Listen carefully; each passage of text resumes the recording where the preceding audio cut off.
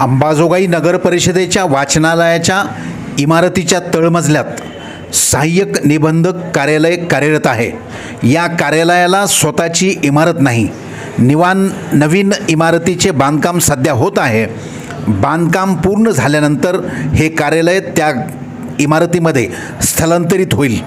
कार्यालयाच्या बाहेर स्टॅम्प विक्रेते बसतात, मात्र संध्याकाळी स्टॅम्प विक्रेतेच्या टेबल व खुर्चीचा ताबा मद्यापी सध्या घेत आहेत।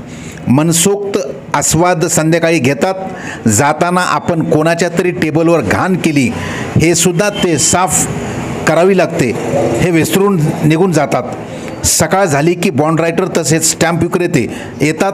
त्यांना पोटाची खळगी भरण्यासाठी हे गुपचूप सहन करत ही केलेली घाण साफसफाई करून व्यवसायाला सुरुवात करावी लागत आहे। बरे सांगणार कोणाला?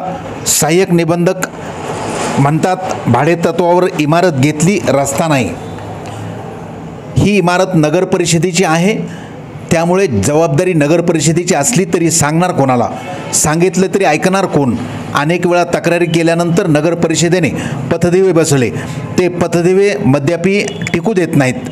आता फक्त शेवटचा पर्याय म्हणजे पोलिसांनी या ठिकाणी गस्त करून अद्दल मद्यापीना घडवली तर फरक पडू शकतो। पोलीस म्हणतात चोरीचा तपास करायला पोलीस नाहीत, मद्यापीचा बंदोबस्त करायला पोलीस आणायचे कुठून? असो, बॉन्ड रायटर हे रोज सहन करतात। जनता व प्रशासनाच्या नजरेस हा मुद्दा यावा एवढेच, बाकी काही नाही।